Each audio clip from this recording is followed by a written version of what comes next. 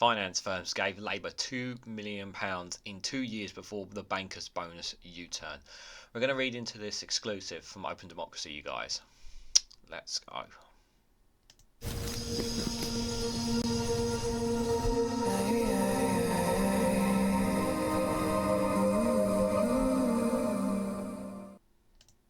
Good morning, good afternoon, good evening, wherever you are in the world. This is REGANELITE here, an exclusive from Open Democracy with the headline that finance firms gave Labour £2 million in 2 years before the bankers' bonus U-turn. The exclusive reveals that Labour's love letter to the city politics comes after an influx of cash and donations in kind from the sector. So essentially, what we're going to read into it, obviously, guys. Just before I give my initial thoughts, if you can hit the like button and share this across social media so other people are aware of this video. So what essentially the headline is pretty much saying is that basically Labour were wooed with donations and gifts in order for them to not put the bankers' bonus cap back on, which is essentially what Open Democracy are claiming here.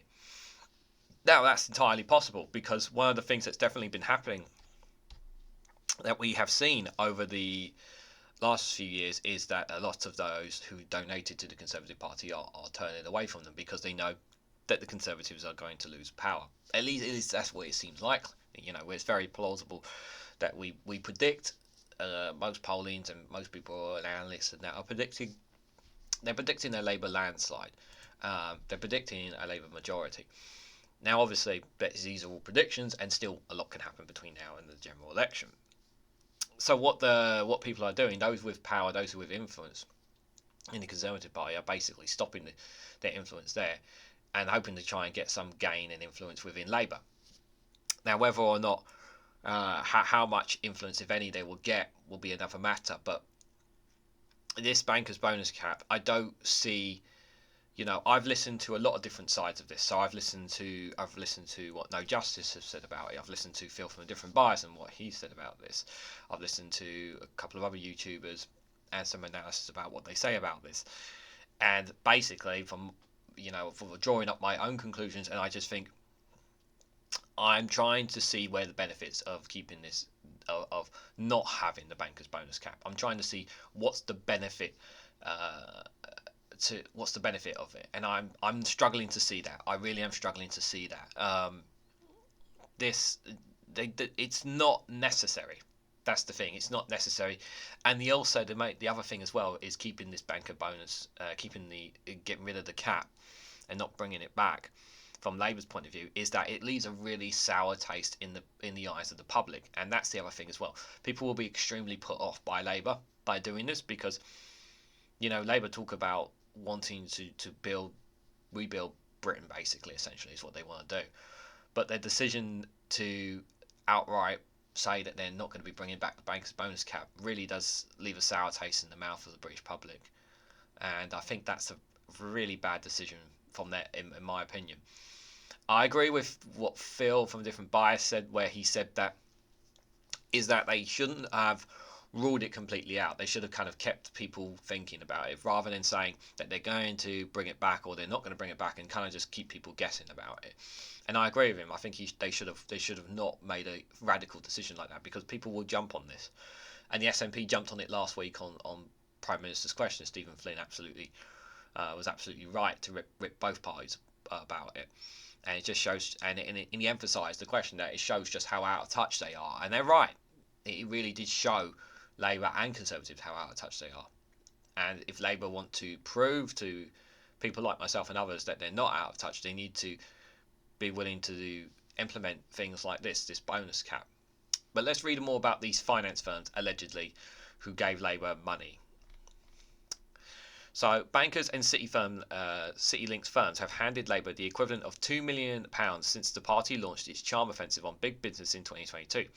Open Democracy's analysis of Electoral Commission data shows. The party's shift towards an increasing pro-business policy reform over the last 2 years, and to coincide with huge influx of money from international banks, professional service firms, consultancies, financiers, with campaigners suggesting that this financial relationship could explain why Labour's policies read like a love letter to the city. Hundreds of corporate executives gathered in London today. What day was this published? This was on the 1st of February, just for reference. Hundreds are gathered in London for Labour's business conference, where the party unveiled its approach to financial service and the City of London. HSBC was a main sponsor of the event, and the bank's CEO of Innovation Banking, Aaron Plates, was brought on stage to introduce Shadow Chancellor Rachel Reeves. Reeves went on to field questions from the press about the party's U-turn 24 hours earlier on reintroducing the cap on bankers' bonus scrapped by the government last year. The striking about face on a policy that is considered to be widely popular has angered parts of a wider Labour movement. The General Secretary of the Labour-affiliated Fire Brigade Union, the FBU, Matt Wack, hit out at the policy on X, formerly Twitter, describing it as an utterly daft approach. Tackling abuse by wealthy bankers would be a popular move and a vote winner, he said. The desperation from Keir Starmer's team to win approval from people who run the finance industry is appalling. Staff secondments. Since September last year, HSBC has provided a senior policy manager to work part-time in the office of the Shadow Business Secretary, Jonathan Reynolds. It follows similar arrangements with NatWest and consultant lobby firms in Lowick Group in 2022. We have to remember that Rachel Reeves has also, worked in finances. She knows numbers very, very well. It's important to remind people of that. MP Tulip Salik, who picked up Reynolds' previous briefs as Shadow City Minister following his promotion, has also benefited from secondments. In November, the international lobbying firm Global Counsel provided Sadiq with a member of staff who works in her office as a policy specialist. Harry Palmer, a senior associate of Global Counsel Finance Service Practice. Interesting. There's a lot more. So it sounds like there's a lot more ties there, more ties than just money. Global Counsel, which is chaired by Labour's Grandee and Starmer advisor Peter Mandelson, recently published a list of UK lobbying clients for the first time since early 2022. They include the Bank of America and JP Morgan Chase. Another secondee to the party is Sadiq's office was brought in by the city consultancy Oliver Wyman, with a specialist brief to engage with financial industry bodies and feed into the party's work on winning over the sector, according to The Guardian. City consultants and professional services firms have also provided front benches with staff, either on full secondments or alongside their primary roles. Both Ernst & Young and Grant Thornton LLP have members of staff currently working in Keir Starmer's office. PricewaterhouseCoopers have donated more than £96,000 worth of staff time to the party, and consultants Barriga recently seconded a staffer to the team of Darren Jones, who is the Shadow Chief Secretary to the Treasury. Overall, the value of secondments from firms which significantly interest in the financial service sector totals more than £430,000 since January 2022. So it's essentially there's a lot more ties that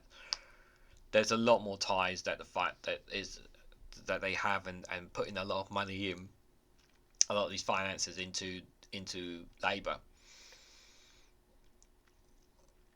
Is that not the same? I don't know if that's. I'm pretty sure they've had the same with Conservatives, but it's interesting to see how much hands they have in the Labour Party, and surely this is a lot of. I mean, it's not illegal, but it is a conflict of interest when you think about it. Hedge funds, first timers, and returning donors. Almost half of the total 2 million from the wider finance sector that has flooded into Labour has come from individuals in the hedge fund, asset management and private equity sectors. Of this 980,000, just over 400,000 were given directly to Starmer's campaign group Labour Together.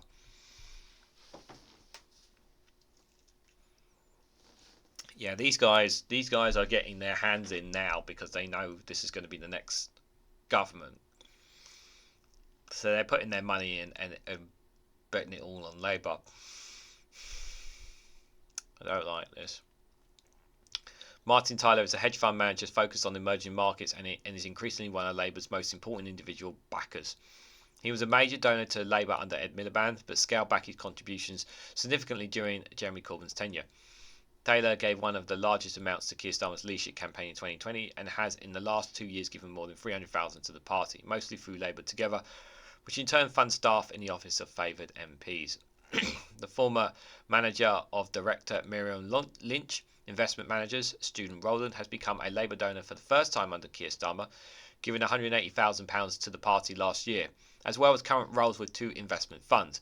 Roland sits on the board of the centre-right think tank Centre for Social Justice, which was founded by a former Conservative leader, Ian Duncan Smith. It was founded by Ian Duncan Smith. Not sure I like that. Other first-time Labour donors from the world of investment banking and asset managers from the last 2 years, including Kazim Kusti, £50,000, Graham Rees-Smith, £45,000, Andrew Dyson, £25,000, and Garrett Turley, £25,000. Former Goldman Sachs asset management CEO and current senior partnership at the Generation Investment Hedge Fund, David Blood, gave £100,000 in September last year, his first donation to a UK political party.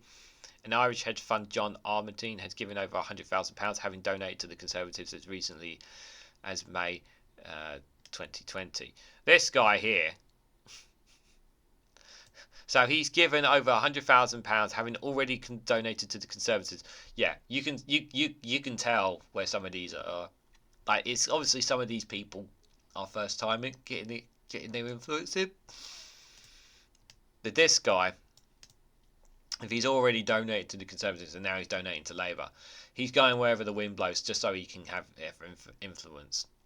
This is another reason why we need to stop these parties getting these kind of people in, having these people throw money and gifts and that at them. It's really bad for our democracy, if we can even call our institution democratic. Fran Bowen, co-executive director of Positive Money, said, "It's hardly surprising Labour's latest politics read like a love letter to the city when they're being bankrolled by them. Labour must remember that it was a chummy relationship with the finance sector that ushered in an era of weak regulation before the crash, ultimately costing the party power. This is precisely why we call for caps on donations to political parties, to prevent politics from being captured by pirate vessel interests." Exactly. This is what's exactly happening now. All these private companies now are gaining influence and controlling politicians and government. This is the biggest caveat problem that we have in Britain. One of the biggest problems that we have in Britain. I know we have a cost of living crisis, but I know we have a lot of issues right now in the country. But these private firms and companies who are influencing our politicians, they're only in it for themselves. And we need to sever their ties and influence that they have over politicians. It needs to be cut. The former chair of Lloyd Banks, Victor Blanc, has also returned to the fold under Starmer, giving £125,000 since 2022, while Bank of London founder Anthony Wilson has upped his contribution significantly, providing £167,500 to the party and a small handful of MPs, including Shadow Health Secretary Wes Streeting. Emeritus Professor of Accounting at the University of Essex, Prem Saka, described the close ties between political parties and finance sector as part of an institutionalised corruption.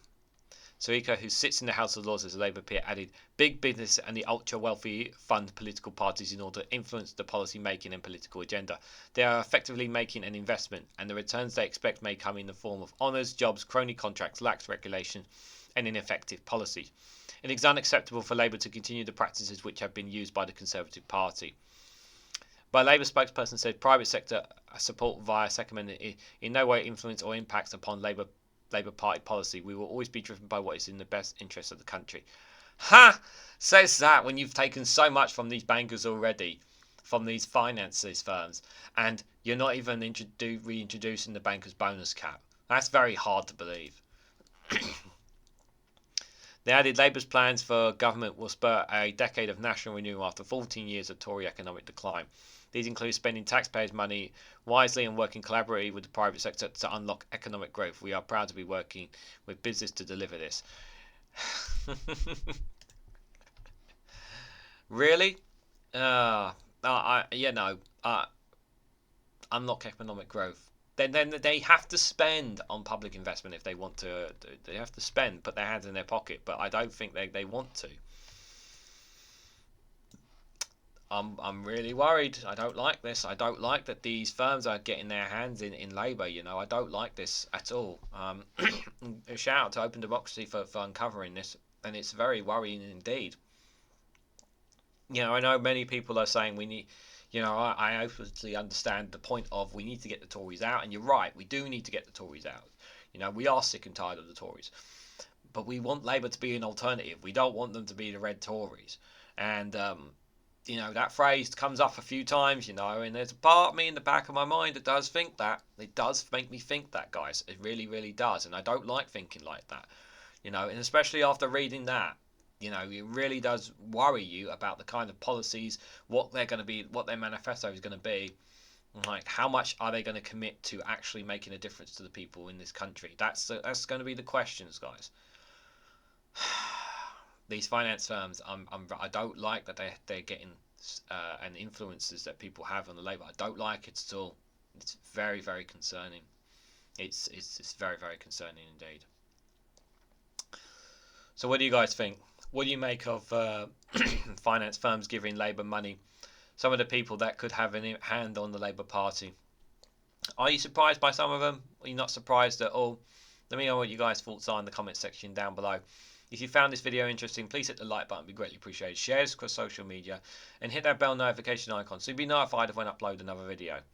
And if you want to financially support me in the work I do here, you can do so by becoming a YouTube member for as little as 99p or joining me on Patreon for exclusive content. Thanks so much for watching, guys, and I hope to catch you all very, very soon.